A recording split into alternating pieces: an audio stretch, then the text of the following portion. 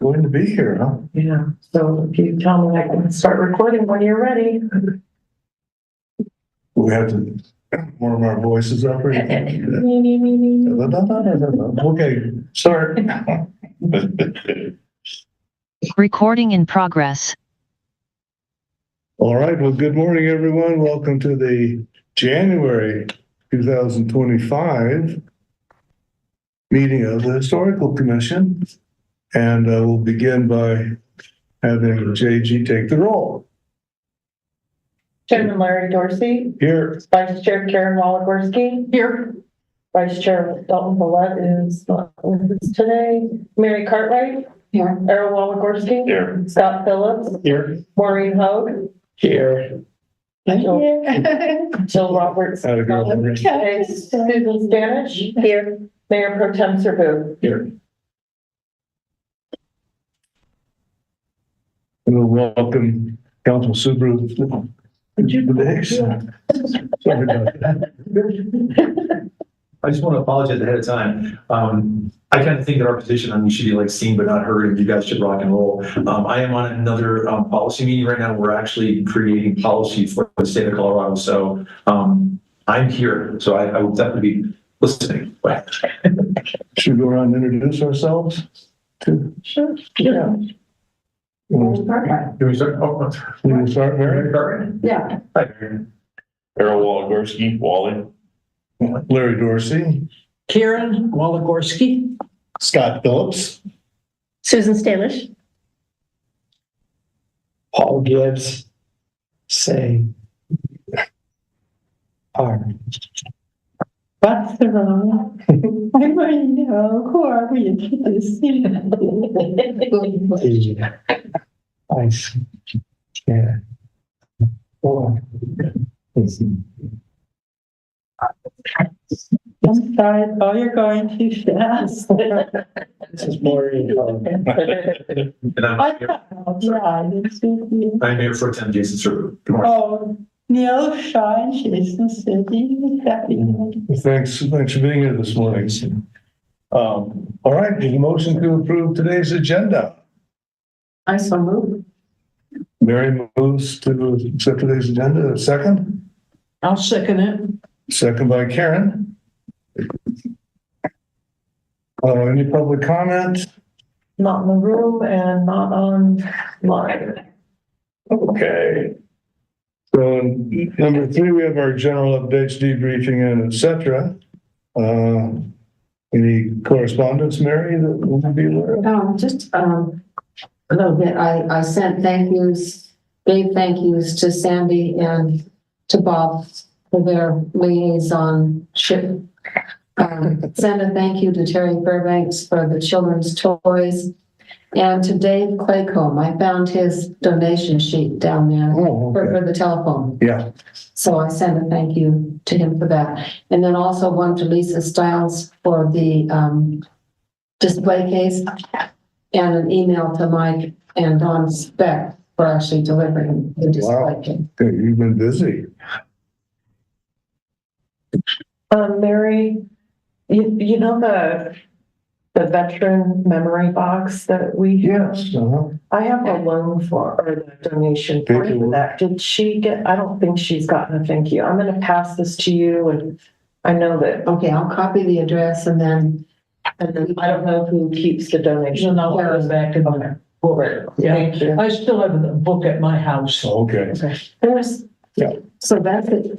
Where's the memory? It's in the basement on the shelves. Okay, thank you. And then, I think this was covered, but, the Boulder Museum for all of their donations. Did Yes. Okay. You try to do that? It's a long time ago. It was a long time ago, and I Maybe this summer, I did. think so. I was cleaning out my own paperwork, and those 2 forms came up. So this is the artifact transfer form. It's not really a donation form. I don't know if you want this in the binder. I've been putting those behind the donation form in the book. I think that's good. If it's good way to do it. extra information, yeah. Yeah. Thank you, Mary. Thank you, Mary. Just, believe it. Okay, Marshall Fire Memorial, that's Dalton, who's not here. He did cover it in his Oh, email. he didn't he? Yeah. I Do forgot. you have his email? Oh, I mocked my face. I'm sorry. I do, Okay. because he just said, Yeah, I got it. Marshall Fire Subcommittee meeting should be at the start of February, but the date is not 100% confirmed. And the only thing I can add to that is that, the group is, has selected a potential site for the memorial. And, I think their next step is they would like to update the council. So I think at their next meeting, they're gonna discuss a date and what that update might look They like have their station. to the council. So basically just, Yeah. providing information, not seeking approval or anything, just sort of letting them know where they are in their thought process for the memorial. Are they making that tentative site public?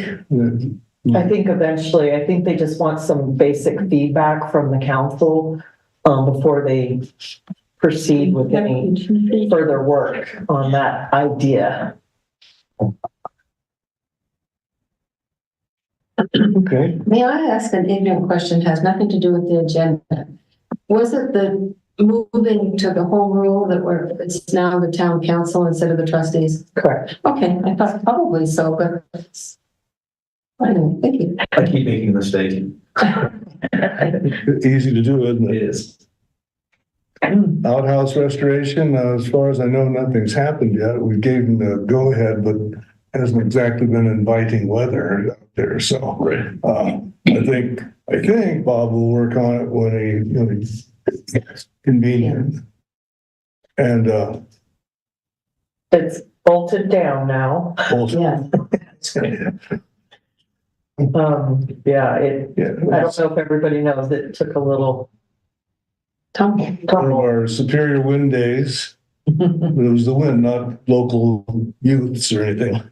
And there was nobody in it at the time. Fortunately, I was gonna say fortunately, nobody. So So the parks crew reinforced the base a little bit with some 2x4s and secured that to the outhouse, and then had to then turn and go the other direction and bolt down into the concrete pad. And I think that's what the restoration crew were looking for before they started their work. Is that correct, Larry? They wanted it secured to the concrete before they start their work. Yes. Yeah, because those boards JG mentioned are new, but they'll replace the existing ones. I think those will have to be replaced rather than just repaired.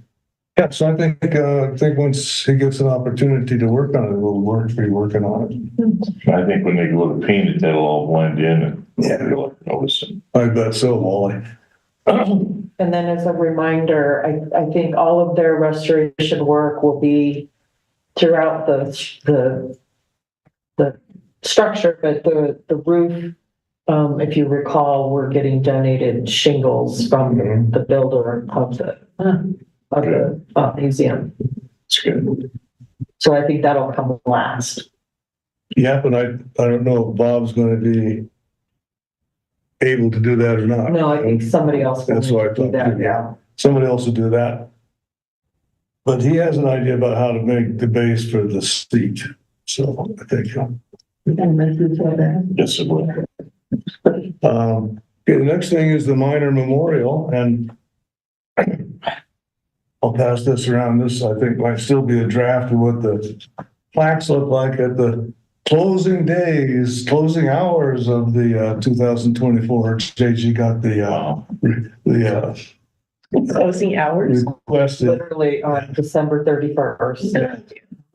So the plaques are in process, and who knows when they'll be here exactly, but so that's what they're gonna look like. That looks a little more silvery, but it's a brass plaque. Bronze.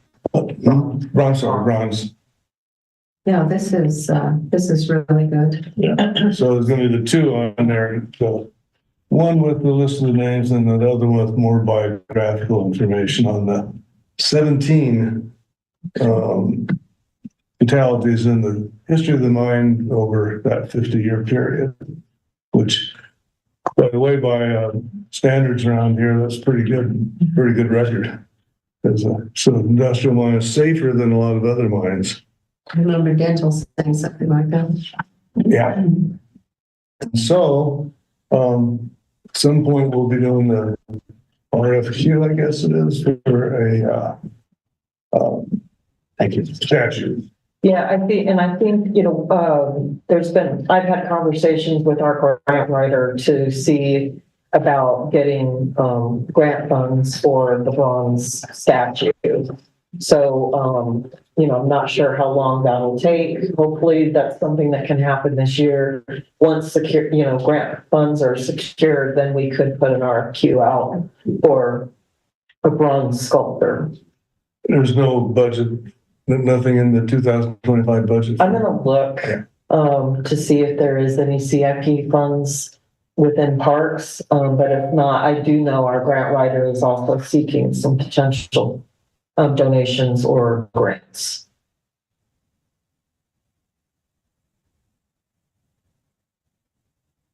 Speaking of donations, I wonder if there's any way we could go back to Tebow and see about getting a donation for that. We still got that $1,000 from them, don't we? Yeah, Oh, okay. yeah. But this, But, that's a 70-inch-ish sculpture on, yeah. Oh, yes, I know that. Yeah. Much more, but that could be applied to us. well, we also have the other $1,000 too. From But we're definitely looking at our neighbor. 50 to 60,000 for that. We could apply it to that, maybe. It'll make a little dent. Yes. So that was becoming closer to a reality.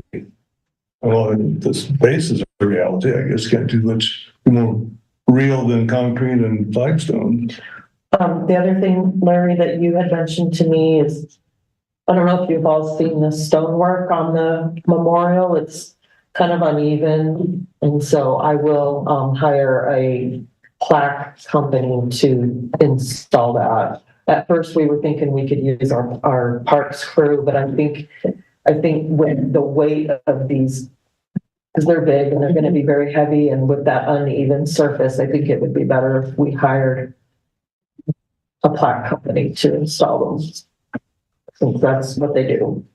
So just, Thank you for that. and that'll come out of my budget, not yours. Larry, may I ask you a question? Yes.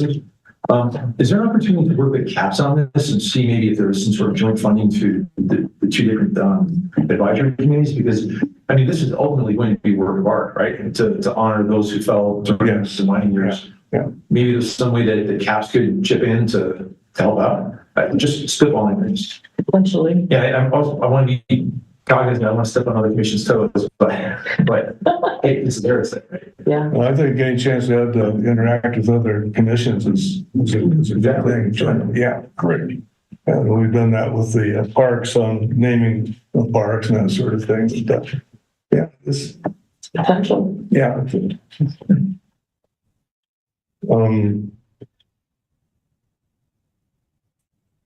I did bring up with JG the other day too, the issue about the no flags on the flagpole in Astor Park because of the lack of a light. So it can't be lit overnight. So that's up for discussion too. Yeah. Number 5 is RFI log and mass media list. That's for Maureen. Yes, I will be adding inquiry from the student about the internship. Are there any other inquiries we have here? I can't Do think. you have any there? I can't think of anything else, Maureen. Looks like JG can't. No? Well, then for the mass media list, I'll be adding the recent news reports about the mitigation at Marshall Mesa. The Daily Camera and the Denver Post both carried stories. And KDVR Fox 31 had a newscast about it Tuesday night. They're almost finished at Marshall Mesa, so I'll add those. Those do relate to what we did here. Thank you for bringing that up. I was going to mention that just this morning's Daily Camera had the article in it about the mitigation there right at El Dorado Junction at the Marshall Mesa Trailhead. And then I took a look and It's on the Post the too. Post has it as well. And as Maureen said, it was on the channel 31 the other night. So, and Jeff Graves was quoted in it. Has she read it? Yeah. Yeah. Okay. Yeah, it was on the national news last night. Really? Oh, yeah, it was. Well, that On was- CBS. Yeah, Wally, were we watching CBS or 31 at that time? I think we were watching CBS. Yeah. So Okay, I saw it too, yeah, and they're talking about the LA fires and right. they had video of our area. Okay. Under donors, there's Lions Club. I had a conversation with Bob McCool last night. He Okay. came to the reception for the exhibit. You know, Oh, okay. here. Mhm. And he did mention that he is in conversation with Lions Club, Bob, and they are closing out the cost for Daryl to help work on the screens.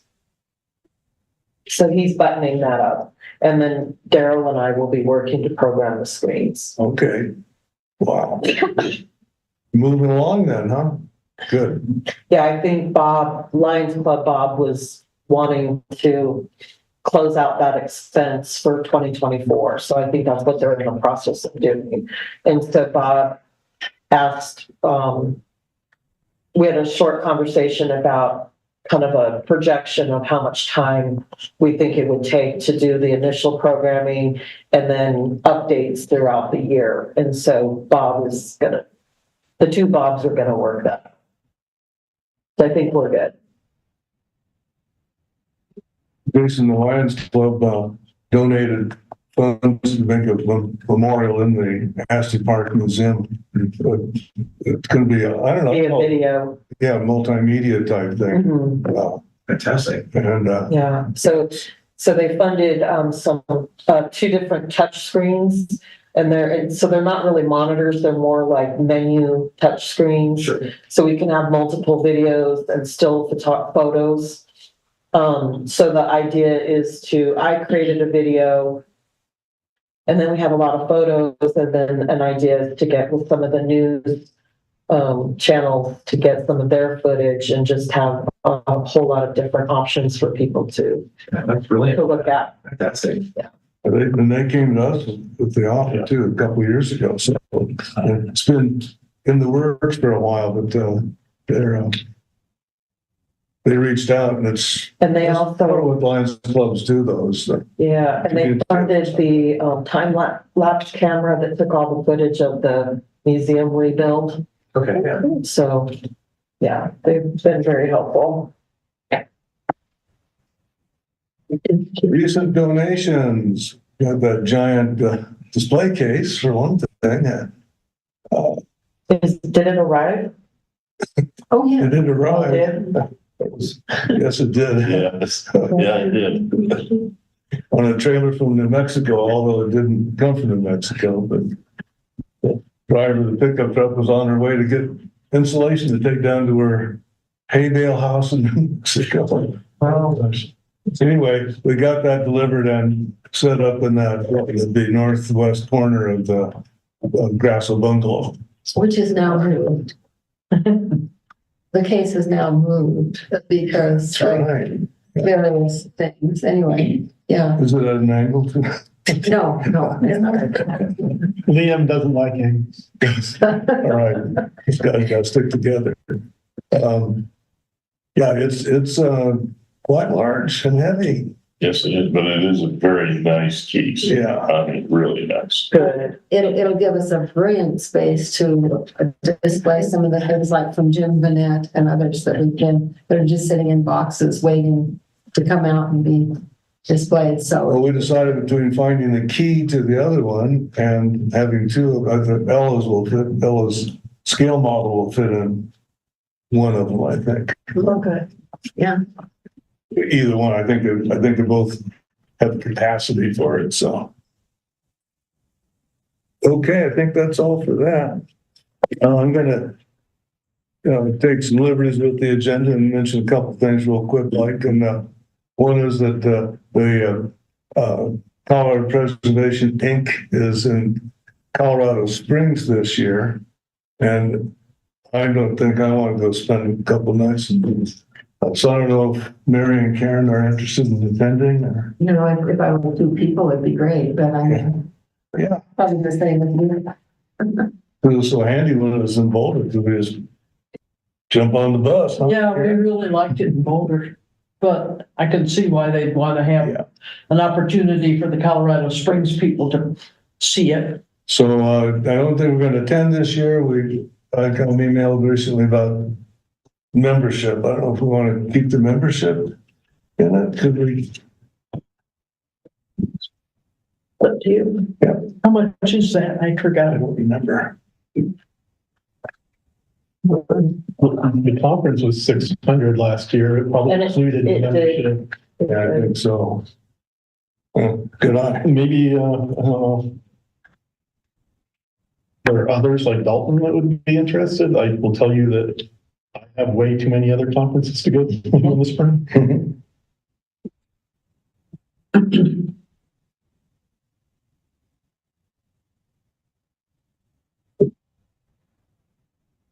So I'm finding it, emails, but not finding the price. So we'll look into that and get back to you, I guess, huh? And then the camera post articles. Oh, I think part of the debriefing would be to thank the town for the volunteer appreciation function last week. Was that last week? It was last week. It was well done as always. So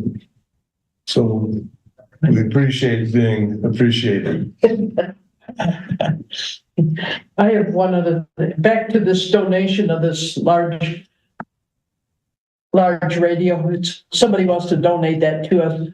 Some of us talked before the meeting that we thought maybe it was too big. Mary is thinking that it would fit in Grasso. Well, yeah, well, if we have measurements. So I like the era, but yeah, yeah, it's 1930s. Right. We may not have. So right now, do we have the control and the radio? Right? At the moment, we do not. But when we reorganize, maybe. No. So right now, do we have the Victrola and the radio at Ashley, or is? No, they're both at Grasso. Aren't they, Mary? No. The Victrola and the radio are both. No, the radio is at Asti. That's, Oh, okay. Well, The Victrolas. took the Victrola back and that's all. Yeah, Yeah, that is. Yeah, and that's what I had to move. I'm not sure there's room for it where it is right now. yeah. Because of the key having to go on the back side for the display case.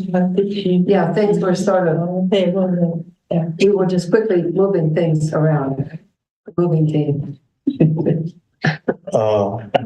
So Anyway, back to the radio. so we asked for dimensions from the donor and then maybe I could get dimensions, go yeah. from there.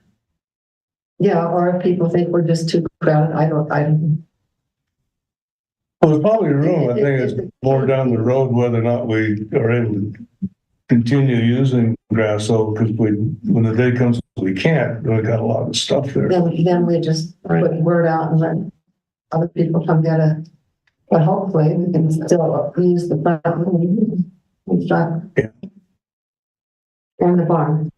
Well, why don't you get some dimensions and It might be relevant to know if the guts are still in it, because that one we had before the fire was easy to handle with all the, There's more pictures here, actually. This is part of, well, it's all exterior though. But yeah, that's all exterior stuff, yeah. and I think another question is will they deliver or do we have to pick up? That's a good question, yeah. Yeah, good point, yeah. Okay, so we'll continue discussing the possibility of the radio, accepting radio, Okay, to get more I'll get information. some more information. Yeah. All right. Under debriefing, we're open on 7th of December, and, is that right? No, No, that's what it says I here. think it's supposed to be January. Yeah, Apologies. yeah. It was that first Saturday in January, which went well. We had a small but interested group of visitors, and it was a real awful day, visibility wise and everything. So I thought that was a pretty good turnout considering the weather and all that. Included Ella and her mom came. So of course Ella says, "Where's my model?" She hasn't questioned about it. All right, sure, Maureen. Well, I wasn't clear on how we're going to work the two museums. Are we still going to have part of Grasso, and will it be open the same day that ASPE is? So we will have two museums working. I have a suggestion on that. Okay. With our limit to mostly the front room at Grasso right now, and the continued objective to have agricultural interpretation over there is we make the most use that we can of the front room to display the agricultural stuff still and continue to connect to the surrounding park and help interpret and direct flow into the park with that front room as a welcome reception area and with some interpretive material availability, and continue to work on getting like the barn more open and cleaned up for use of large items. But to Maureen's point, would they both be open Yes. on the same day? Yeah. Yes, otherwise I'm sure the town would say, well, yeah. So kind of divide and conquer as far as coverage? Yep. Which mean that when it comes to volunteering to be on staff during the open days, be prepared to have. Well, they are within walking distance Yes. of each other. Yes. Right. Just people might have to make longer shifts. I don't know about that either, but And we might be able to, get some support from our guest service, staff in the front. It might be, since we don't have museum staff, town staff to help, we might be able to get a little bit of coverage potentially from our guest service associate team. I'm not sure. I can inquire. I think because of this discussion, it's good to know. So that Well, the last two museum events we had plenty of people, at least in the morning. I don't know about the afternoons to keep it covered, both places covered. And there might only be a few shortfalls during like big vacation season. People are out of town, holiday seasons. well, and that brings me to the point, do I need to order new and different signage? Because right now those sandwich board signs that you all have been putting out on the corners points to Grasso. So we might need to revisit that and then, Liam has been helping with some of that, hasn't he? Well, just the moving. Okay, But the sandwich boards are yet to be determined if we need more of those or not. okay. Just because Or we're the at, signage on it that goes, like, should we have museum or? well, so we set it up for ASTI last time so that people didn't end up driving in a circle looking for the museums, but I don't know. I think that's something we need to figure out is what I'm saying is what we need for those signs. Answer Maureen's question, I think the answer is we want both of them open. Yep. And, Would you start that in February or I would think you we wait could. until March? I think we need to get rolling, right? It's that the Yeah. objective. Also, this wouldn't be for February, but Sandy Hemmerly said, as she's working with the seniors, she's had the idea of maybe, because some of them are interested in history and getting some of them trying to be some volunteer docents with us that'd be to good. That would help out a lot. flesh out the bodies. Maybe we should work out a longer term schedule if possible, just to see where we might have coverage gaps and once people start planning their vacations and holidays. That's a good idea. You know, Good idea. get back to the barn and stuff being open. Have we have any idea of the, what's their names, the Weckers? Are they coming back and, you know, because they were gonna give us some harness to put in that barn. I don't have any communication with them right now. I would guess they'll come back semi-regularly.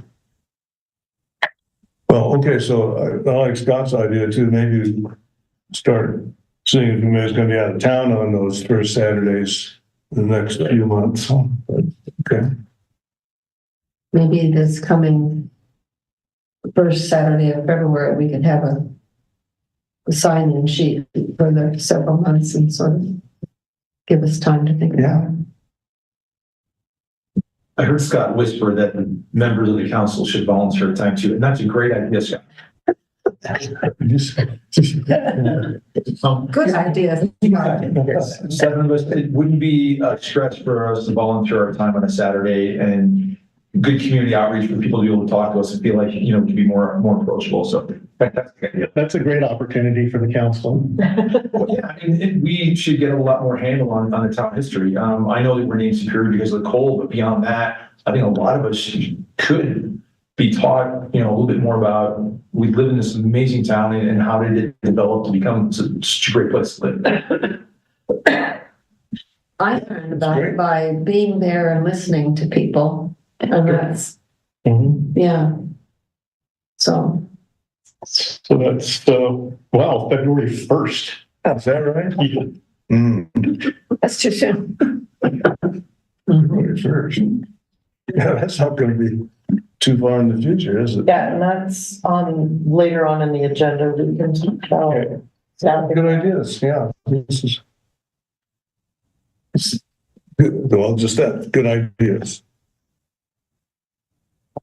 Well, the next item is, what I've got here, Heritage Roundtable. So yesterday, had the meeting and I think the main thing, I didn't stay for the whole meeting because I had a lunch date with my wife, actually. Boulder Theater facade, they received a grant to work on the facade of the Boulder Theater, the historic Boulder, I guess. Carol Beam's position with the county is close to being filled, it looks like. I'll try to get some more information on this. The Carnegie Library was having a kind of like an Antiques Road show, and might even be tomorrow, which would be not a good day, where people can bring in something and get some guidance on its historical value. And also on Saturdays in the future, maybe starting in February, they're going to have an oral history day on Saturday. We can come in and talk to the oral history coordinator. I'm not exactly sure where that would lead. Niwot is having its 150th anniversary of incorporation, and that's in 2025 and 2026. CU will be having its 150th anniversary. I know you're all waiting for me to try to say sesquicentennial, aren't you? Did I do it? You just did it. Yeah. How about Way that? to ease into it. They didn't practice too much, huh? Okay, discussion items, spring program topic and available community center. No, I took liberties to contact a potential speaker, and she is all for it. She's very excited about the prospect of sharing. If these stones can talk, could talk. Mary Riley McNellen, who's very well known with her history of Columbia Cemetery in Boulder. And in communicating with her, I found out that she worked with David Villa when he did the tombstone restoration here in Superior. Oh, wow. That's great. So she has a program about the stories behind the people in the Columbia Cemetery, and she said she can throw in some slides when she was working with Villa. But she's very well known. This book, she told me, is now out of print, and they don't have any plans to reprint it, unfortunately. There's a lot of stuff in there. Yeah. So she has a very busy April, and she suggests, so JG and I came up with suggesting March or May. And So the dates that you see on your agenda was just prior to Larry's conversation with Mary when we found out she could not really do April. So disregard all of those April dates. yeah, and she's suggesting March 5th would work well for her. Well, that's a big change. It's about 4 or 6 weeks earlier than we usually have it. So JG's, we could reserve the same room we had for Jeff Graves last fall, and also acquire usage of some of the higher end AV equipment. So that's open for discussion. How does that March 5th strike all of you? And his speaker, is everybody? And the speaker. Yeah. By the way, Very well, JG. I went ahead and started on this because JG, well, the publication department needs to have it in the Hello Superior, and otherwise I wouldn't have jumped on that. Is there going to be another one out before then? Another issue of Hello Superior? Yeah, this is for the, Forget the months. Is it the presentation April, of May, June? the content. It's March 5th. March, Good audio and. March, April, May? I forget the content. I have to look at my- Well, speaker sounds great. I think. Yeah, Maureen is also Mark talking works about the for us. videography and how good it was for Oh, it really? the Was last time, so, And that's our Nancy. Nancy, our. yeah. Yeah, broadcaster. okay, good. I just meant if it is March 5th, then we will have missed the deadline, right? The deadline for the next Hello Superior is, the soft deadline is January 21st. Oh, okay. Because then I need a handful of days to put everything together and then get it to comms. January what? 21st-ish. I put out an email both to Historic and CAP saying the 21st. Because I usually need about a week to get everything put together, but so for a day or two off of that, it's okay. But I do, all the editing and image prep and all of that before I turn it into comms. So thank you, Larry. I did see the email that you sent Mary asking her for all of that content. So that's wonderful. Great. She's really been responsive to this. JG had some things that she needed to know, and so Mary, I'll get it up tomorrow. I think today. So I think she's enthused about this. So And I think the setup for the geology one was worked out. I know I wasn't there, but I set it up. But did it work out well? Yeah, the guy that came and set up the big screens was late. but not. Yeah, because you had to assemble, then it assembled. Yeah, so it was a On the little, spot. So that was the only little potential hitch. yeah, It actually, I think it ended up taking the guy longer to set up the screen so the line correct, or the projection on the screen than it did Yeah. actually set up the screen. We could rectify that, just require that they come. I can't remember how much, what the sun is like. It's early March. I'm concerned about the sun coming through those roll-up doors, but Worst case, we could figure out a way to cover. I was wondering if you get that same outfit with the projector and screen, they may have some kind of a black screen that they could put next to it to keep the screen dark. Yeah. Well, shall we proceed? I mean, obviously we are pretty far down the road already, but anybody not in favor of doing this? Thank you, Larry, for going ahead. Sounds great. Yeah, I'm definitely in favor. Good deal. And it's quite different than what we've had before. Yeah. And I think if she's gonna have a little bit of Superior Cemetery in there, that I think people really would be interested in that, especially living here. Is Maureen good with that? yeah. Okay. Because I don't think there's a lot of people know we even had one. I was kind of thinking of trying to do something to follow up on opening up the cemetery right before, right after this event. Got that issue. Hasn't been decided, I guess. We're gonna keep the gate locked. We're gonna open the gate, gonna go just during the daytime. And I guess that's up to our council. Yeah, and not to divert too much from the agenda, but the topic has come up about keeping it open, but right now it's just, it's a physical lock and our parks crew are here, but not every day. So, we would have to figure that out. And that would be a lot for them to have to open and close it every day. We kind of talked about potential for automatic locks or just keeping it open. There's so many options. It definitely would be a good agenda item for a future meeting. But it also might help town government come up with a final decision on what to do too, yeah. I would think the main thing to worry about it, having it open at all times could be vandals. Yeah, I Right. agree. I think they've had problems with that at Columbia, but I mean, it is a kind of neighborhood. So. Yeah, right, very close to the university. Yeah. I mean, if they want in it bad enough, they'll come over the fence, but, that's rare. I think there's a lot more Lot more activity in there now activity, too. yeah. It used to be when there was isolated and had to come in under the underpass, all that. It was a spot where people learn how to drink beer and things like that. So, I wasn't there.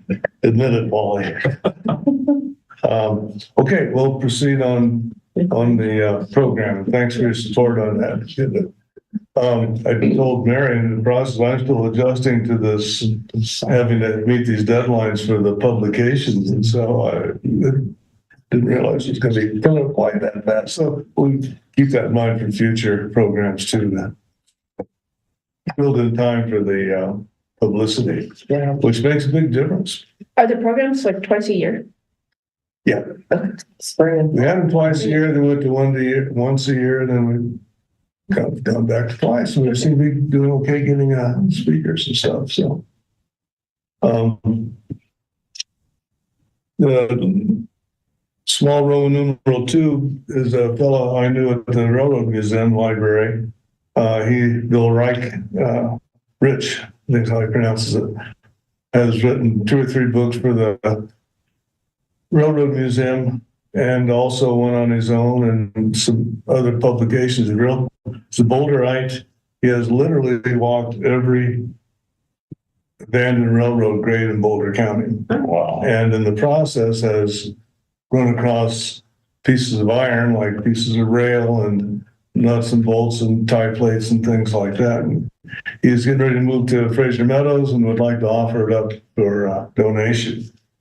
And it sounds like it's all in one box. So it's not like it's, you need a pickup load or something. It's probably a box of upwards of 50 pounds worth of stuff. Is he gonna have a piece of rail in there? Yeah. I think that might be a good idea because somewhere's down the road, we could tie that in with our coal part. Mhm. That's what I was wondering, like, where would you see it go? Which museum would you see it in? That would probably be it as, I would guess, that's my thought. Is might the be. gold carts in the park? Yeah, Depending on the pieces, we could have like a board, even a big one, Cause I think that might be, displayed, and then it can come out for temporary displays and then go back and. well, the thing of it is, with a piece of rail, that's gonna be pretty heavy, even if it's small. You know, the wall would be hard. it'll be a lot bigger than the mine car counter rail. Well, yes, Bigger, Yeah. heavier rail than that, but. So if you're okay with it, I don't know Yes, if I can say yes. If we have reservations, I'll say otherwise. I think we can, especially if we get the barn going. I mean, if Yeah. need be, we could display the barn. Yeah, yeah, do you know how many pieces he's got in there? no, I know. As long as we don't end up with 100 pieces of things that we have to give numbers to, Oh, not another Jim Vanette yeah. donation, We don't need 100 railroad spikes. right? Or I 100 think we might already have some. pieces there. Yeah, railroad spikes. There's probably some in there, but yeah, those are pretty plentiful. Well, I'll give them a green light, huh? Mhm. Okay, What's the gold ones in there? The gold spike. what? The gold spike. Oh, yeah. That's in there. We could finance a bunch of stuff on it. Okay, number 3 is protocol for external communication inquiries to SHC. I think it's probably good, starting the year off with a conversation about how best to respond to emails that come to the entire commission. On the Arts and History webpage, as well as on the Historic Commission page on the town website, there's a link for people to email me directly, and then there's a link to contact the Historic Commission directly. And I think for the most part, it's been that commission leadership or myself have responded to emails. Sometimes other commissioners take it upon themselves to respond, and I think it's worked out for the most part. But I think it might be good to have a discussion about how to respond in moving forward, so that there's consistency and timely responses and accurate responses and things of that nature. Yeah, I think what's appropriate is for all of us to discuss it before we get back to the person. Yeah. Depending on the topic. Yes, yes. But even like the donations, like the one I got yesterday personally, I think we need to communicate with everyone before we tell them an answer, maybe. Well, I think in that instance, technically Karen and Mary are the donation subcommittee, which sort of gives you the authority to work and make decisions. And I think you have, when I think certain donations are pretty obvious and have been on the wish list. And you've done a great job with bringing it to the group when it's something that you want feedback for. But I think in those instances, it's perfectly fine for you as subcommittee members to send and respond to those emails. But I think when we're getting overarching, larger inquiries that need group discussion, it might be that commission leadership sends a response saying, thank you, we'll discuss it at our next meeting and we'll get back to you soon. Sort of a thing. And then, or if commission leadership determines that it's more appropriate for staff to respond, then I'm happy to do that. But I think it would be good for us to sort of, just figure out our communication process. Right. Correct. Like it's something we agree upon, just kind of a general reply if you get it first. Saying thanks for your interest and we'll consider this in a meeting in the future, unless we have some informal. Can we lean on commission leadership to be the top level responders, that being at the moment, Larry, Karen, and Dalton, and then, Yes. or myself as a staff? Sure. Yes, otherwise it could go all over the place. Yeah. Mhm. Well, not only that, but if something comes in and it's something, even if it's on our wish list or we really want it, if it's one of those things, well, we have to make a decision within the next day or two, then those 4 people can make that decision. Mhm. Right. If it's something that fits in and we really want it, because we have to go through the process coming back to the commission, it could be, who knows, 3 weeks, a month, and by that time it could be gone. Well, and that's what I'm saying. I think, we have a subcommittee and that's their charge, is to manage and handle incoming donations and correspondence related to that. If it's on the wish list and it's a known want, then by all means, I think they should just proceed and then provide an update to the commission after. Okay, Maureen? Okay. Go. May I go? Yes. My turn? Go? Yeah. Well, I believe Jade is very well qualified.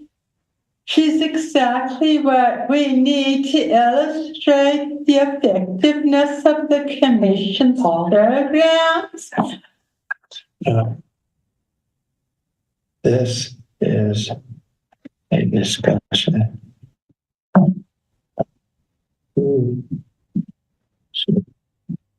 Communicate. Where is Internships is later in the agenda. internship? Is later in the agenda. Well, it did bring up the problem of how you answer, Larry. I thought perhaps the whole group could work on a stock raise. No one can monitor it 24/7. Comms can't do any auto reply. So I thought we should all work on a statement and agree. Then whoever was saying it first could use that phrase until we could go through the process with town and superior.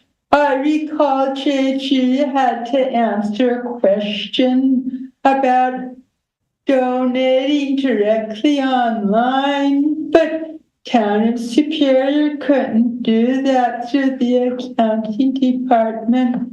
So we need to say something like, thank you for your email. We welcome your interest.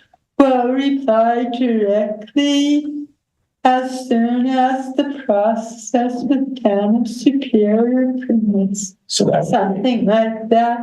We need to make it clear to the person asking that this is a partnership. We don't stand alone. I think that's kind of what we're talking about. Yeah, and That is an excellent. That fits Larry's suggestion as well. And a side conversation that Maureen and I had it would be nice if we had an auto reply, but unfortunately, since it's the historic, group email, it's used internally and externally. And so if there's an auto reply, it's really gonna jumble things up tremendously. So Maureen has just acknowledged that we can't really do that.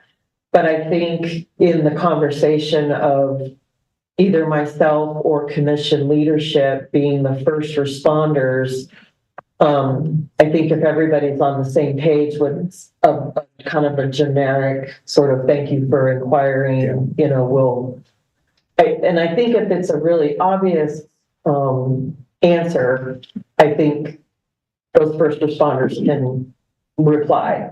Right. But if it's something that needs to be discussed with the group, that would be the thank you, we'll get back to you soon comment. If that works for everyone. So as of right now, our leadership is Larry, Karen, and Dalton. And then staff is backup.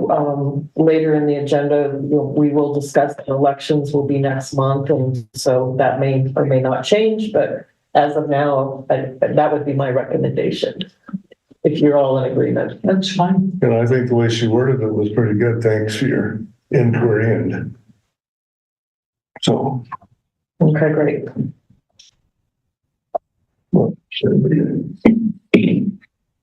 Oops. Jill's not here today and she's been handling the application for the National Register. So the way she talked last time we visited, maybe is at the opening, is that it's, I think she has completed the application and sent it in. Okay, great. Yeah. Okay. And that's for Grasso, correct? Right. Because the mine camp site would be a separate application, is that Yes. correct? Yes. Yeah. So the next thing is the status of the bungalow.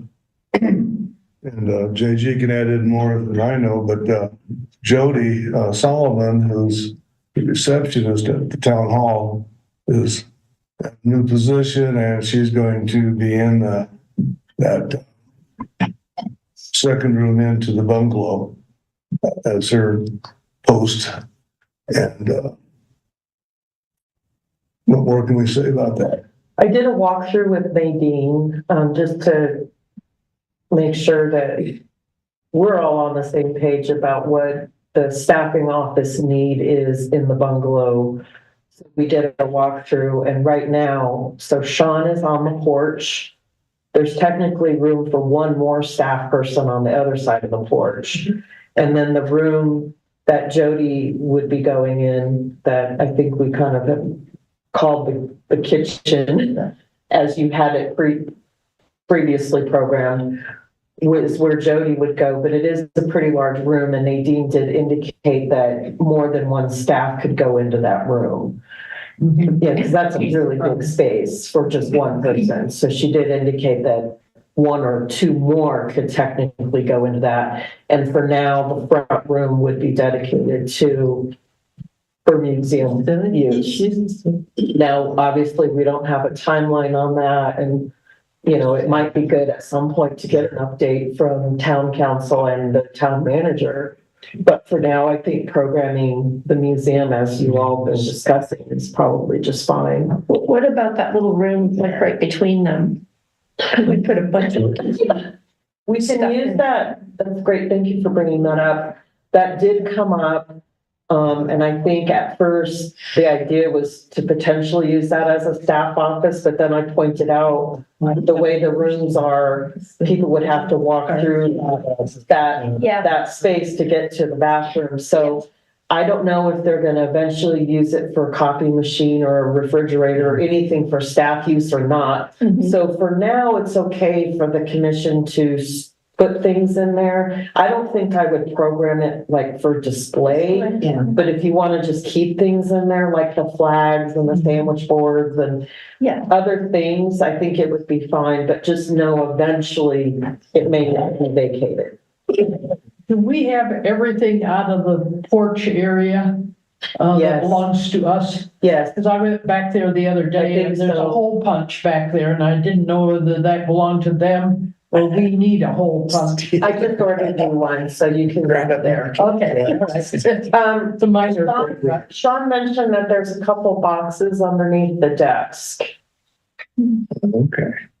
There is that adding machine that we're trying to. Oh, get rid yeah, of. yeah. I moved that onto the shelves in our space, so I figured Oh, that's still our albatross out there. And it's a heavy one too. So I don't know, that would be the only thing. I know that IT went and got the computer out and they're in the midst of setting it up in the basement of ASTI because Comcast just got the line completed. So the printer and the computer are getting set up at ASTI.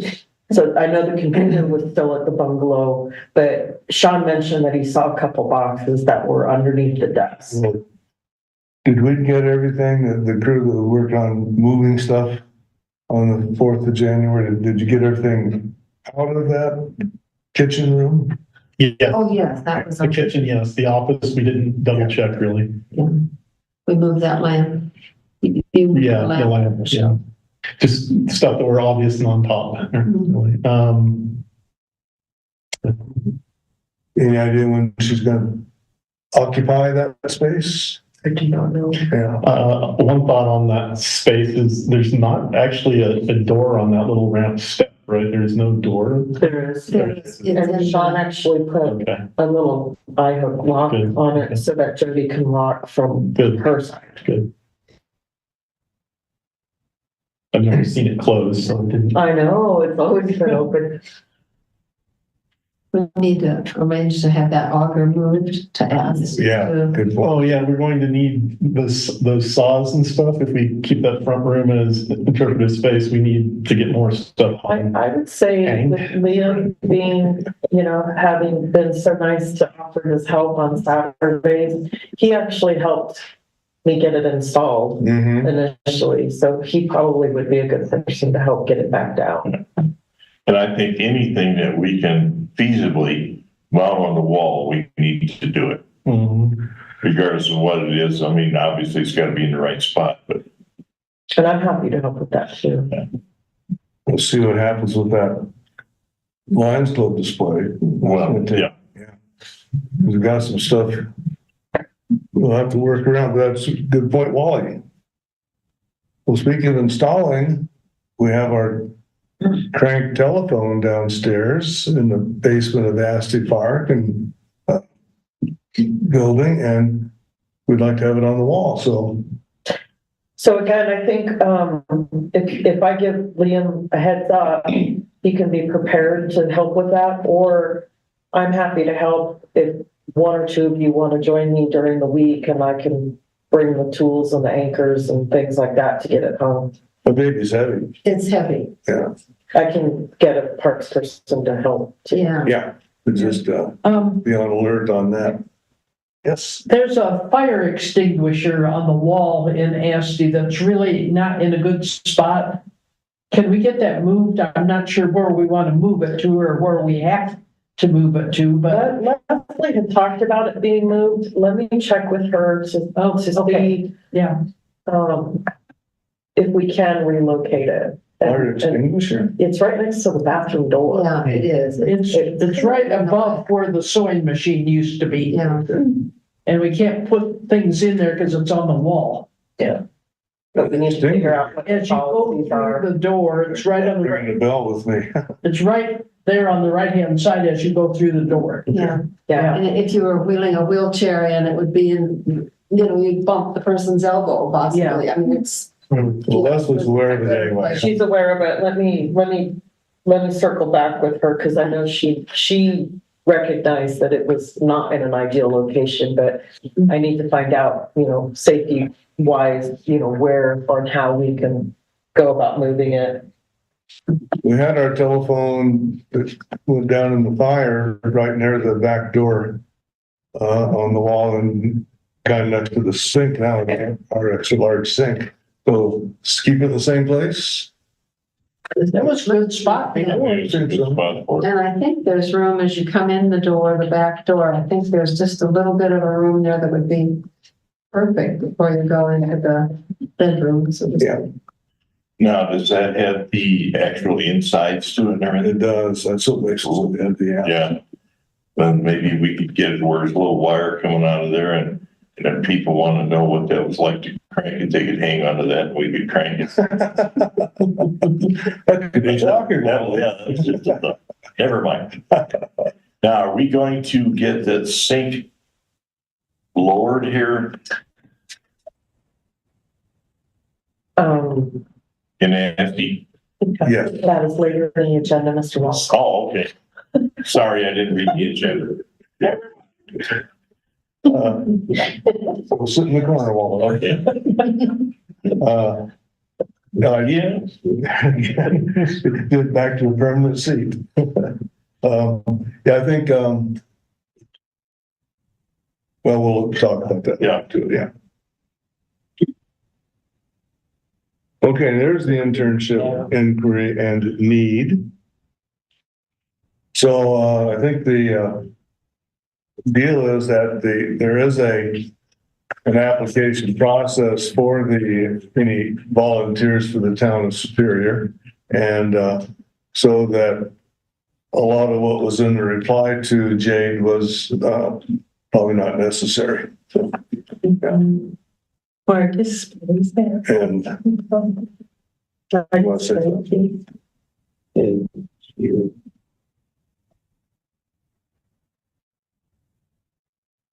What? comment. Internship. Oh, may I comment? Yeah. Well, as I said, Jade is just the student we need. She speaks of the second grade field trips and how that started her interest. It shows just how effective the commission is on education and the way she took the initiative to follow the rebuild. She is living history, so to speak. I believe we really need to expedite it. I would like to volunteer to work with JG and do that. There is the process to go through, but we do need more info from her. We might use this as a model to evaluate potential interns. Since they're students, they need to attend school themselves, so we need to know how they would expect to fit into our group. The questions I asked her were just routine second-level interviews. When interviewing a candidate, she didn't give us work samples and didn't offer us referrals. If she's worked for History Colorado, we can ask to see her work. The way Lindsay Fleveling worked for us and then moved on to History Colorado is the other example we have. She wasn't an intern, but she did benefit from the commission. So I think we should take Jade seriously, but we must move on it. It could take up to 3 months to get her on board. JG, what is the intern application process through the town that exists? So I talked to Nadine with HR, and our normal process is typically geared for paid interns Okay, as opposed to unpaid. so it'd be more of a volunteer than an actual. Well, yeah, so I'm working with Nadine because I think our paid internships are usually always over 18. And so Okay. with Jade as a high school student, we need to work through some of the details surrounding a volunteer who was under the age of 18, number one. Okay, Number two, I think we need to spend some time talking about if the commission is interested in having an intern, what work would that intern do? Who would supervise and help train and, work with the intern? Because, I'm not trying to but the realities are that, interns take a lot of time to work with. I'm obviously, as staff, can help work with an intern. But, to Maureen's point, she's under 18, she's going to school, so figuring out what her availability is likely is evenings or weekends. So that takes staff out of the picture a little bit, and then that puts it onto the commission. So I think just figuring out like what work would be done, who would oversee and supervise the internship. So I think, Maureen is interested in, her interest level and her qualifications, but I think That would be appropriate for a paid intern. that's more for a paid intern. I think for now, covering some of just the very basics, like what I've already talked about. I know that we've talked about help with collection management, volunteer docent work, things like that, but I think we would need to come up with a list of exactly what types of duties an intern could help with. And Maureen did provide a short list of possibilities in reply. I had one thing to add to that list that might be low-hanging fruit to give her volunteer opportunity. It wouldn't require a lot of intensive stuff. Based on the background that she did provide, Larry, if you're looking for a co-author for some of the History Corner articles, it looks like she has some appropriate background to help support that and might be a good candidate. And when I see a junior in high school applying for like this, I would bet she's also thinking about college applications and things she can put on a college application, and a couple of publications might be that. But in addition to what work we could do, we should find out what she's interested in doing. And that's how you keep volunteers, is engage them in what they're interested in doing. Yeah. My main concern was the amount of time it might require one of us, because I don't, especially on the weekend, I don't have time to do it. And I don't think Wally does, but I'm not sure if somebody else here wanted to do that. Can I make a comment? Go ahead, Tom. Yes, please. It seems to me that you could utilize this person every month when you have your open and add 2 or 3 hours to her time. Yes. That's probably exactly the amount of time that you would probably utilize. Right. And you could get her cataloging, helping Larry with stories and stuff.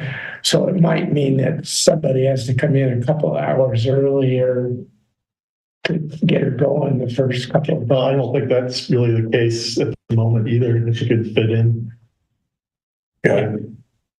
Well, I think everybody's all in favor of having this in general, and this specific young lady. This looked terrific. So I think the reaction you're having is that Maureen's response to her was probably more than we would expect out of a high school kid. With the we can take care of an application and interview and take care of any entrance that way. Yeah. My comment was just gonna be, Paul almost had it exactly. Just have her come and be with us on Saturday. Yeah. But I think, from the earlier agenda item with, communication coming to the committee, I think this is probably a good example of a pass it off to staff, because this is definitely an HR administrative task. Right.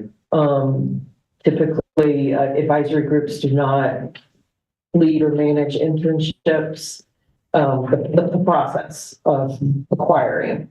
I think once an intern is on board, obviously working with and amongst an advisory committee or commission is very appropriate. But I think, so just know that I will, I'm hearing you, and I will continue working with Nadine and HR and be the lead communication person for Jade. So I think too, someone that looks like her skills are pretty high. Mhm. Karen has done a heck of a job of getting everything organized chronologically and numerically and all that sort of stuff. What we could use would be now someone to enter it into our excuse me, library program. You know, we used to use Pets Perfect, now the catalog gets. And if we can pause on that, I don't know if Maureen has any other comments, Paul? And can you let her know that I will lead the conversation with Jade? Okay. Change, yes. And you're going to inquire whether it be an actual internship or more like a volunteer situation? I think you brought up a really good point, you know, being that she's a junior, my guess is that an internship would probably bode well for her resume or college. Volunteerism, but also. True. And I think that would be a good question for me to, you know, which would she prefer? Well, we will proceed on this issue then. Let's see if Maureen has any other comments. I think Paul's still talking to her. In the meantime, while he's finishing up, you bring up. Needs to work the process, Bob. Yeah, Oh, good. now, yeah, she knows you gotta work the process. So kind of related to this, you know, we've talked a long time about, and this came up last year, where we were trying to get some staff support to help with some collection management, especially getting it into that next level, online application with photos and, you know, the whole 9 yards, and it's a huge, huge lift. I have been talking to, the guest service associate team, and we have one staff member who has been working at History Colorado, is very interested in history, and I'm going to meet with her on Tuesday to see if she can help with that data entry and finally getting us on that web app, catalog it. Oh, Yeah, in the catalog it, because I'm not ready yet. Susan is gonna help oh, that's right. but we're still looking for the list that has all Jim Vanette's tiny little numbers on it, and we haven't located it. I think I'm gonna email him and see if he can send it to us again. That's a good idea. Do you have his address, the email address? Yes, Okay. yeah. But, you know, we've talked about in the past that, you know, I think collection management is such a huge, huge job. And it's a lot to ask of this group to manage that and to continue managing it and to manage the maintenance of the collection. And so, you know, hopefully eventually that will become a staff job. But for now, I think, you know, if we can get support with the help of an intern and or one of our GSA staff members to sort of help offset that load, that's what I'm working on. So if you're okay with me proceeding with getting that staff person to help, you know, I don't think this would change what Jade might help with on open museum days. I If think they this could is, do the catalog it, that would be yeah, the most help, I think. perfect. So I will proceed. So that too would be a situation where they would need, I can help, you know, get her, you know, kind of in the loop, but I think you guys might need to help just a little bit with interpreting, you know, the numbers, Right. you know, the collection stuff, all of that. Okay, great. Okay, then we'll move on down to the map donation from Art Source International. We can only see a piece of that map that I saw I really liked, so. I was madly trying to find a picture of it. Yeah. So, Katie Olson, former member of the commission and proprietress of the Art Source International, is running across the Boulder County Mines map that looks similar to the one we had, that Maureen had produced, but different. Well, that's not exactly a sterling explanation there, but I think we can use it.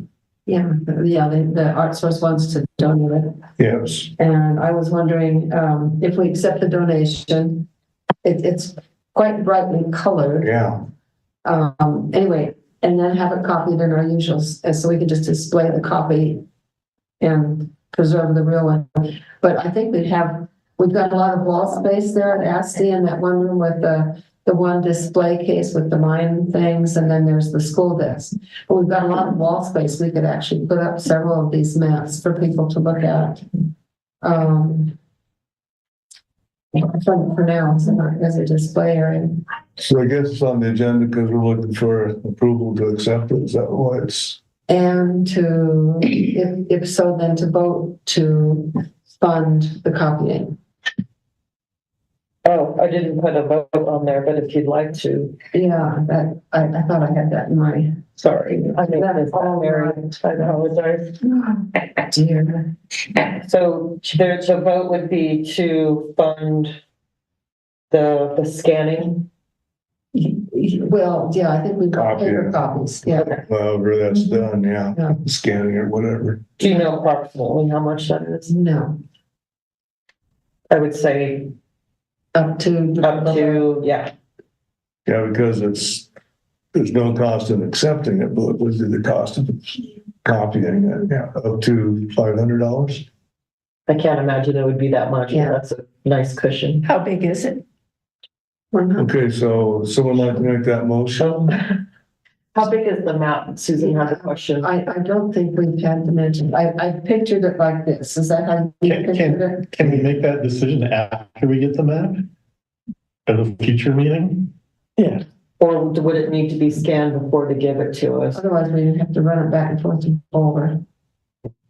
You mean pick it up and take it directly to scanning is what you're Oh, thinking? no, they They do would scan that. it. They have the ability to Oh, scan it got at it. their facility. I understand now. Yeah, and they probably have the ability to do a pretty high quality version. Yeah. So, Yeah. I was trying to figure out where they're thinking. All right. Understand now. Thank you. So it sounds like we have a budget vote. Yeah. Are you okay doing it sight unseen? Me? No. The group? Yes. Yes. Yeah. Okay, well then I'm playing with my phone. you're trying to find a picture too. I move that we, thankfully accept the donation from Art Source of this map and allocate up to 300 to get it copied. Okay, so it's been moved. Is there a second? I'll second it. Is that you? That's me. Susan, second by Susan, that we accept the donation of the map from Art Source International and look into the financing of its being scanned. All in favor? All in favor? Aye. Aye. Say aye. Okay. Let's let Maureen. Find the picture also. Okay, very good. Larry, we need to wait. Pardon We need We have to wait for Maureen. She hasn't voted. She doesn't know. She hasn't voted yet. me? Okay. Oh, is that from our substitute? Yeah. Oh, yes. I'll go together. Thank you. Great, thank you. Very good. I had a question, but then. Did you have a question? Grand opening for ASTE. Do we have a map case yet? Yeah. We have not George. And it's assembled and is it, she always calls it a flat file, I call it a map file, so. Yes. Yeah, same. You know Yes, what? we do. Oh, go ahead. well, she just had a question about the map. Okay, The question of maps reminded me about the DX session from the Laptop Miners Museum. Did we bring in those maps yet? We haven't heard any more from them. I'll follow, tell her I'll follow up on that because it's been on my mind this week too, so. Larry. And, Oh, thank you. They said they would be available in the fall, so fall is past. indeed it has. And the other thing is I contacted the fellow here in Superior who wanted to donate his drums map Yeah. Yeah. and haven't got a reply back yet. The other thing, since we're talking about maps and Burton. flat file map drawers, I believe I purchased some acid-free interleaving. Oh, So if you all could be on the lookout for that, and Is it a roll or sheets? I think both. Okay. And then at some point, I know you're a map expert, so I got acid-free archival interleaving, but if for some reason we can't locate it, if there's any other recommended interleaving that you would suggest for us, we'd gladly take that. we'll see if we can find it first. Okay. Or any other storage methods that you would recommend. Obviously, the acid-free thing is what they're all looking for. So, Okay. Okay to move on? Grand opening event for Astor Park Museum, the Superior Historical Museum. And it's now resurrected state. What do we think? What are we thinking about that? I think it's a good idea. I think we're going to have to wait until the weather is Oh, yeah. really nice, depending upon what kind of things we're having in association with that. But if you're thinking of a food truck or something like that, we need warm weather. Did we want to do that on a first Saturday or on a special day or? I think that'd go well. I think I'd looked ahead here that 4th of July is on a Friday and we're open on the 5th. Just for your reference. A long way. Now, are we going to think about waiting until we get the fire part set up on it? So we have all that kiosk and stuff up? So that, if we're having a grand opening, then they can come in and we have stuff on display, et cetera. Yeah, I think it would be a good standing agenda item to maybe keep talking about, because I think that's a really great point. And I think also hearing about the desire to have Grasso fully programmed. And I think by that time we could get some really great signage and messaging through the comms department so that when such thing happens, it's a talking point, but we've got maps and diagrams, just a lot more information so that people understand what's going on at both spaces. And also, the Miners Memorial, get the plaque on and that all included. Yeah. And then I think also kind of keeping in mind, like, what would you want this event to look like? If, do you want council there? Do you want this to be a really big event? Do you want it to be smaller? I think figuring out all of As long as that. Wally has his pierogi truck, that's all. Well, yeah. Well, that's very true. It's just mine.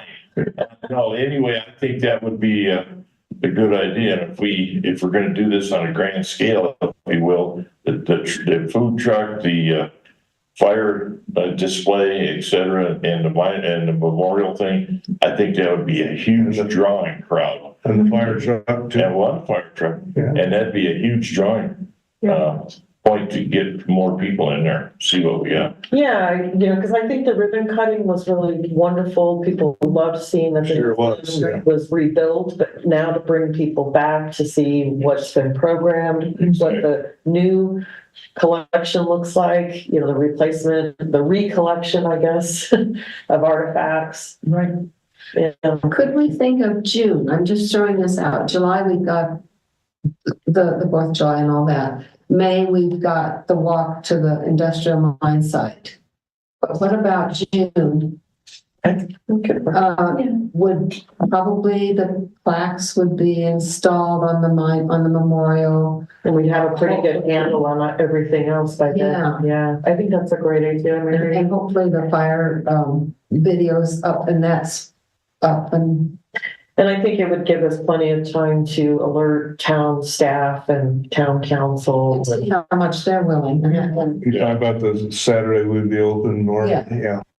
June 7th. So, but I think figuring out a weekday versus a weekend. Yeah, and that again has to go with the town to decide, really. Yeah. I'll just jot down June and maybe we can keep this as a standing discussion item on the agenda.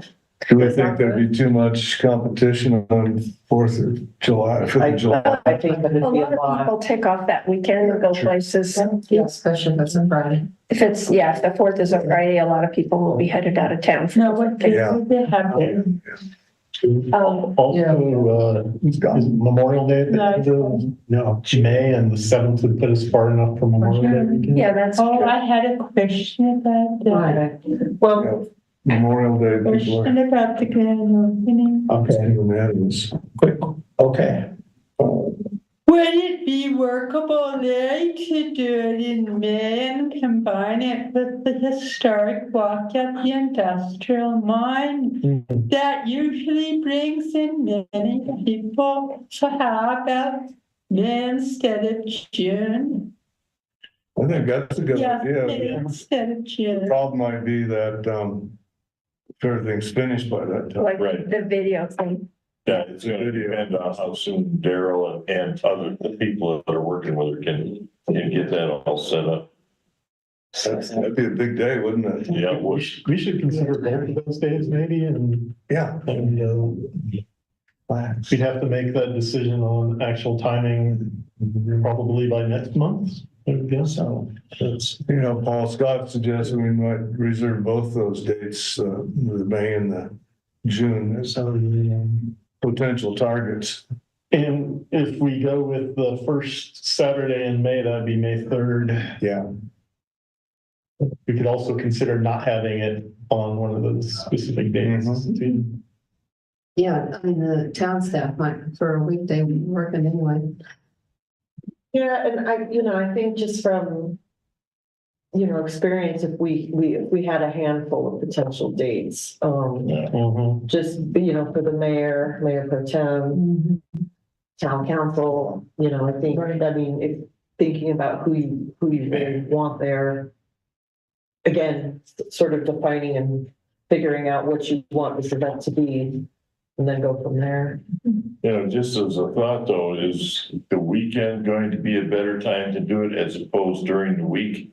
Because you'll have more people off work on the weekends and maybe that will Yeah, allow you I to think draw more. it's a resident versus staff. Right. It's sort of, it's, Well, Yeah. yeah, it's something, we'll just have to do that. yeah. Well, But I think, I guess in the bigger picture, if you want the majority of town council there and a weekend worked better than town staff, just supports that. Just what we do. If a weekday works better, again, once you define how you want this event to be and what it is, then, I think it's all very workable for sure. Okay. Yeah. Because we want it to be the best for, right. yeah. Yeah. Okay. So with the 11:30, I'm gonna. Great. Push That's the exciting. turn the page over, if that's okay. That's exciting, that the prospect of this grand opening. Yeah, that was Mary's suggestion, and I think a really great one. Okay, so the first thing on the back page is the February 1st museum opening. We do our usual routine with the morning shift and afternoon shift. I'm happy to do the Grasso shift as needed as well. Oh, okay. I can be all day, so whichever, whatever.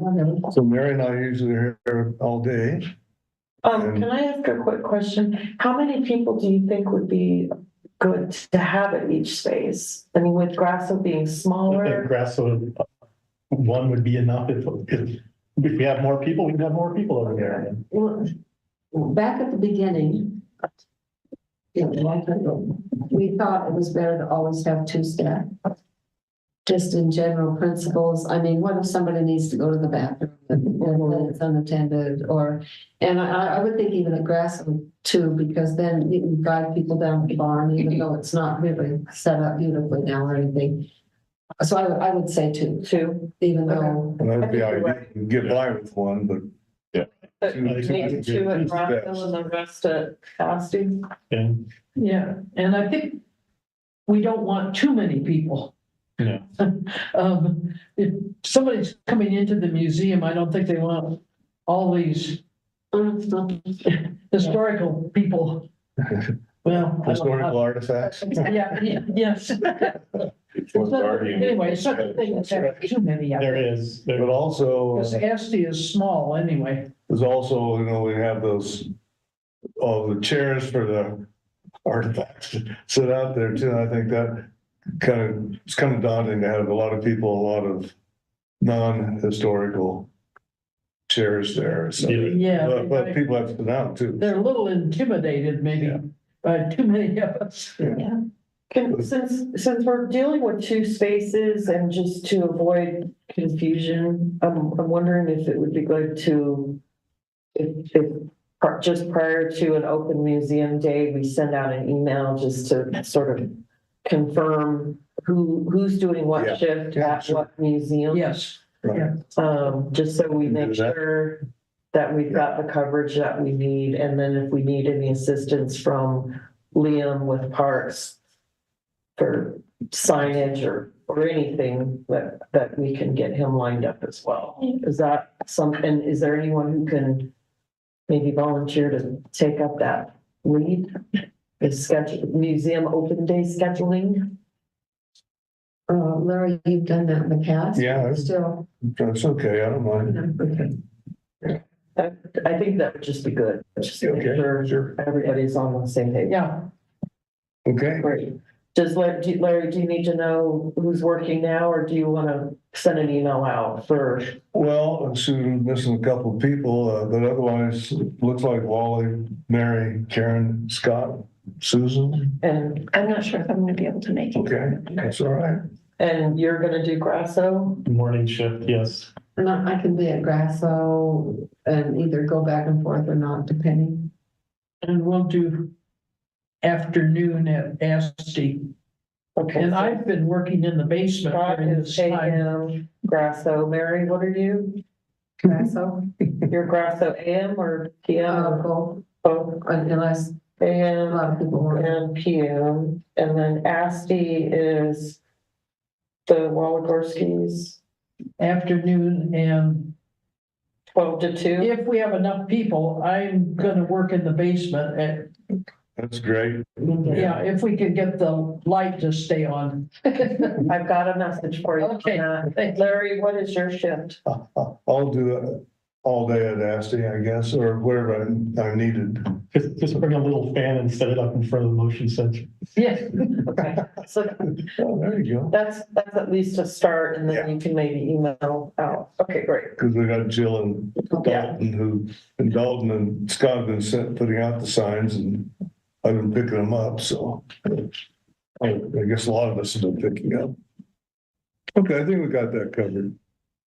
So Amtrak meeting, anybody, Mary, attending that? Yeah, I time to go. Okay, so Mary plans, and so I'll see how my schedule goes. I'll probably take the bus.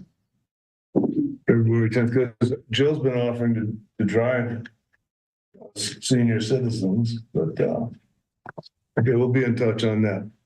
Okay, staff updates, JG, budget closeout. Yes, as indicated, we were down to the last minutes of the last day of 2024, working on the plaques. And I'm going to say that the person I was working with, the company, which I can't remember the name of at the moment, they were wonderful. They were great. We did a lot of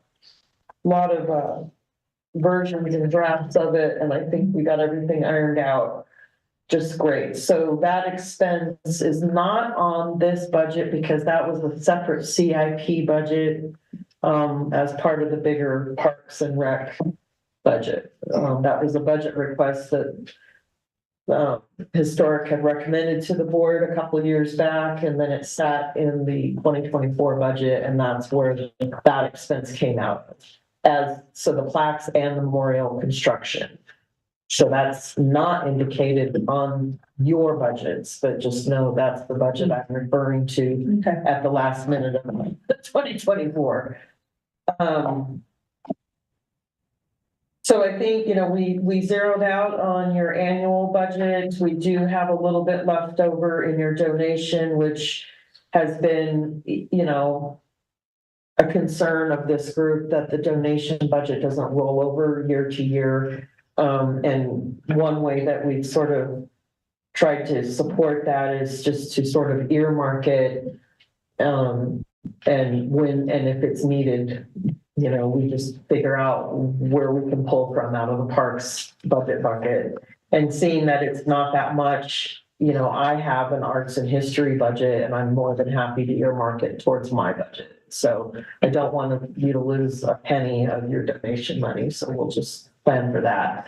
So the next budget report I'll make sure to indicate this amount, 186.43 in, as part of that sort of reserve, budget that we've carried. Thank you. Yeah. Yeah, thanks for doing that, JJ. Thank you very much. Yeah. Typically, elections for this commission usually happens in either January or February, and I think we're planning to have that next month. So keep that in mind. We will have that at the top of the agenda for next month's meeting. Do we have to get our placards out now? I was actually going to request that, rather than sort it out at the last minute like we did last year, I'd like to know who wants what position in advance.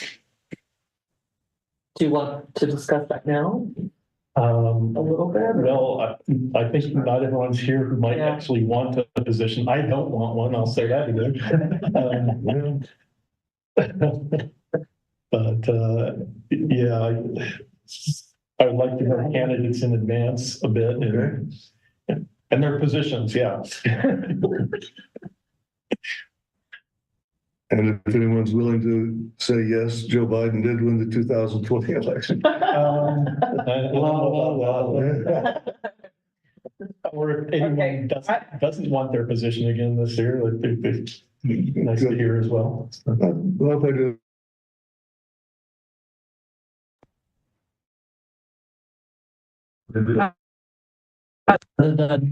Yeah.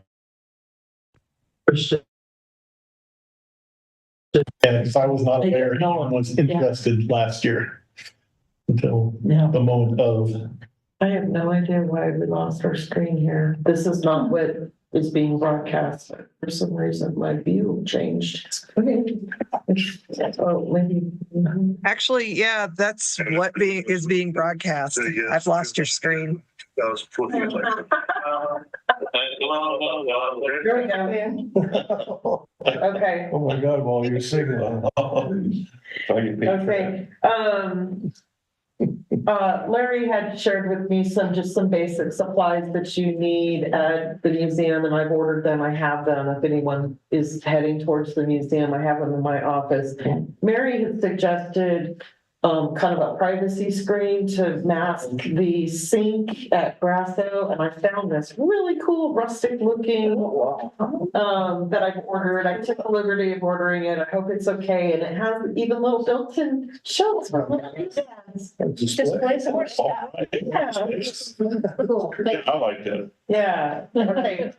So I thought, well, if they hate it, I'll return it, but Yeah, it does. It looks like it would fit right in. I think so too. I was thrilled when I found it, so. I don't normally purchase like that on your behalf, but I couldn't help myself. Oh, I like You it. got it, huh? Okay, good Yep. deal. Okay, computer and printer at ASCII basement, I kind of mentioned that before. There's been sort of a delay in getting both because there's been a long delay in the Comcast line. Literally getting dug and put into place, I think, all the way from town hall over. It was the strangest little route that they took, but I think they had to. I'm not sure why or how. That's obviously not my area of expertise, but I think they completed it yesterday. And so our IT folks are setting up a printer and a computer down in the basement. So that should be ready to go soon. There you go, Karen. Yeah. Before I go to number 5, I understand that the light sensor in the basement has been just a little silly and turning off too much. And so Like every 2 minutes. Sean just sent me a text a little bit ago and he completely switched it out. So it's just on or off. Oh, what a good Yes. sense. That's perfect. He took out the sensor. Good. That's great. Yeah. Yeah, Mary, after you left Saturday, Yeah, it started turning off again. You had enough motion back there oh, maybe. by the shelving that you kept it on, but as soon as you left, I was in the dark. Keep dancing. Anyway, so We yeah. thought you figured it Yeah, out. I know, we thought we had it figured out, but we didn't. Yeah, I thought we did too. And then I'm jumping ahead to number 6 because it involves Sean as well, but, so we know that the Grassville barn is messy and there's some residents in there that are not welcome. There always will be, but yeah. Yeah, and so, so it's kind of a 2-part thing. It's one part to sort of get an exterminator lined up, but because the residents have been there for a while, they've left a lot of debris and Little treasures. And so Sean is working on getting a clean out, full clean out, and then the trappings or whatever they need to put in there. But then another level that I want to add to it is, I think up high, that window that's way up high above the Yes. door is plexiglass, and I believe it's failing. Mhm. And I Yeah, think it's open. it's open, Yeah. and we could end up with even more residents in there of the winged type. So we need to get that replaced, and then I think, so I kind of like almost to get like one of the parks guys to get like a leaf blower, just to get cobwebs out and get some of the bigger stuff, get this exterminator to clean out. So a couple different angles on cleaning, get the plexiglass replaced. And then that should get you to a better place to start putting equipment and things in there. Now, there is a door on the backside of that up high that's open, and I don't know if that's able to be latched. Okay, I think it's Oh, just swinging okay, it. that's the one I was talking about, JG. okay, so, I was talking about the one on the west side. okay. It's on the west side of the barn. So, but on the east side, there's plexiglass, but I think that has broken out Yeah, I think as so. well. Yeah, Okay. oh, okay. Okay. so JG, what about the same kind of thing for the Homestead House? Cause I didn't open it for second grade field trips because it was so full of stuff. I'll get with Sean on that. Yeah. Thank you for that Yeah. reminder. Yeah, and as I recall, I thought Brian Meyer set it up so that every quarter. Well, since that was a while back. Yeah. I think we need to get back on like a regular They get schedule. lapsed someplace along. Yeah, it has, and I'm not sure how or why, but I think getting it back on there so that we have regular cleaning, regular exterminator checkups, regular checkups on the hinges and locks and the windows and just everything to make sure it's secure and. Yeah, that'd be Okay. great. Now, on the locks, they're really small numbers and stuff on there. Do we want to consider putting some different type locks on there? Or we don't want to spend the money to do that? What kind of locks? Like right now, the padlocks with the itty bitty numbers? Right, that's Are you one where you thinking- gotta do the little dials in there. What kind of locks are you thinking? I have no idea. There's just something maybe different and easier? I'll tell you what, excuse me, Wally. Go ahead. That lock pad on the new ASTI building has white on black rather than the brass. Right. And it's a lot easier to read. Well, and if that works, that's fine. I don't care which. If they can get a padlock with that, 'cause otherwise we keep with that universal code for all of our historic properties. Yeah. Because I know with the small numbers like the one on the jail and stuff, my gosh, at least with me, sometimes it takes forever to get in there. Yeah. Because it's gotta be perfect, it's small to read. And they don't spin very often, so they're still. Then I have to talk to it in Polish and that's not good. My laptop is getting very close to dying, so I'm gonna move along here. I'm Yeah, sorry. that's fine. Right. Yeah, I'm really hoping it doesn't. I don't have my charger. So I think on this next topic, I'm gonna introduce it and go seek out a charge cord. I'm looking at a potential different handyman to build shelves above the sink at ASTI.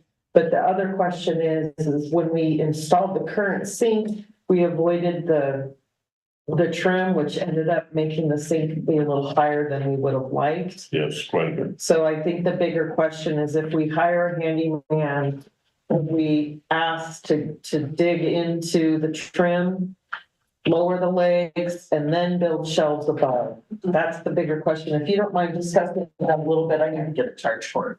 Okay. Well, I don't know. Is shortening the legs good enough? We have to cut into the. Yeah, we would. If we went lower, it wouldn't go flush against the wall. Right, we will have to do the wainscoting. That's good. Myself personally, I think we should lower it. It just doesn't look good that high, and it wouldn't be like that in somebody's house. Yeah, I agree. And then I think, excuse me. Go ahead. I also think, wasn't there hangers on the wall that sink hooked onto plus to stand? Yes. Yeah, usually. So, I haven't.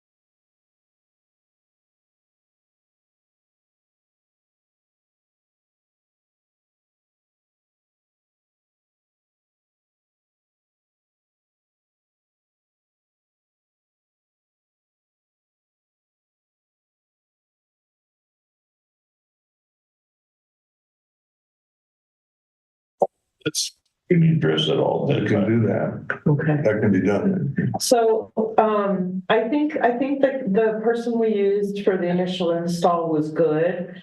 But I think someone with even more woodworking might be good. If anyone has any handyman recommendations before I seek any out myself, I would gladly take your recommendations but otherwise I'm happy to leave that. I had a guy, but he's not returning my communication attempts, so I paid him last time. Do you think Preston would want to do that? I guess all we do is ask him. Yeah, He may we not. have a handyman we've used for years at our house. Does he do a lot of woodworking? Could he build some basic shelves and maybe, He seems to is be that able to cutting do into the everything. trim? Okay. Yeah. Is that lawn? Yeah, no, Preston, Martinez. Martinez. He's So, Called handyman. so if he or any other handyman we get, we would really need to do the walkthrough to explain how the sink was installed kind of on that cleat system and how heavy it is and getting it back off and cutting in and figuring it out. I just feel like if we're gonna build those really wonderful shelves, it's just, it'd be nice to get everything situated exactly Yes. how we want it. I guess all we can do is ask Preston, and if he has time, I don't know. Okay. Plus, he has to travel over from where is it, Arvada? Or that's where he lives. Yeah, he doesn't seem to have a problem No, with it it. doesn't seem. So if anyone We're close has, enough to him. okay, and if anyone else has any handyman recommendations, just shoot me an email. No, well, the guy worked on there, Yeah, I have a he's- neighbor who's excellent. not as fine, Yeah, he's not as fine tuned. line work, yeah. Okay. Okay, I don't think anyway. Oh, also, can I piggyback on this? I was gonna have it in other, once we get to the shelving part, can we also have some shelves put in like above the school desks and, Yes, and look around for that. I think that would be a great opportunity, yes, and they could maybe bid it out in, separately. And then you also have, what is it, the adding machines or whatever it was we had on shelves down in Grasso, Typewriters. typewriters and stuff. That could also be addressed. all right, That's all I have. we got that topic covered, it's 12 o'clock, I think, Nope, it's 11:54. Ooh, we have 6 minutes. Work plans. So, work plan check-in? Well, check in. Your work plan for 2025 will go before council next month. Yeah, the next meeting, they'll receive our work plan. I have one thing for other, does anyone else have something in the other department?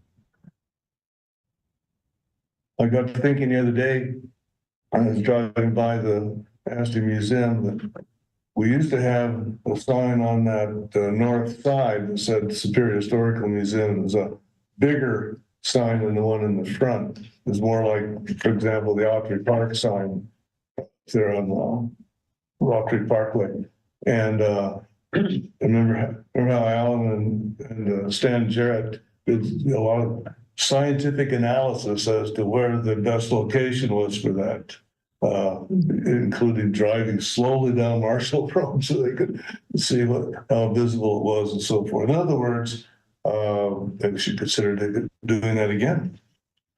What are you thinking about that? A big sign. So to clarify, there was a big sign, correct? And it was lost in the fire. So this would really be a replacement sign, right? Okay, so I can get with Matt and Leslie on that. And then as far as placement goes, I think it would be good for the group to chime in on that. Yeah, except I'm thinking now that our privy might block some of the view of it, but You're hanging on the side of privy. there we go. No, I think it would be a good idea to get that sign back in again, so they know what that building is. Yeah, That, and there's a little sign underneath the Grasso Bungalow sign that says interim museum, and we probably need to update that too. yeah. Oh, and I know, I'm sorry, there was one other staff update. I'm working on getting the lettering, the open hours and information on the Asti Museum front and back doors. Okay, good. So I'll get that installed Very good, soon. very good. And the open close, the cute little open close. Cute. I think that's, There was one other thing that reminded me of, unless we've already mentioned and I forgot about it, but the entry door at ASCII, which is the back door, I guess. Yeah, We cannot unlock that and even unlock it automatically. So you go out, it automatically locks behind Yeah, you. that's good. Yeah. We cannot unlock it and have it stay unlocked. Yeah. You need the key to do that. Yeah, otherwise the other day when we were in there and it was cold, well, you had to leave that door cracked in there, a lot of cold air coming in. okay, yeah, thanks for bringing that up. yeah, that's a big one. Good. Yeah, and really easy JG to knows that. accidentally lock Yeah, keys on the inside. Yeah, okay. that's right. I'm also will get updates on like when, because I don't think we've activated the alarm, it's ready, but we've never had it on. Little things like that, we'll just keep working through. Does the downstairs basement door work the same way? I don't know. Handle? I think you can lock yourself out of that one as well, but I do think you can set it to be open, I think, but I think so too, but let's check on If they're that. redoing the top one, they should check the bottom one, make sure, do both at the same time.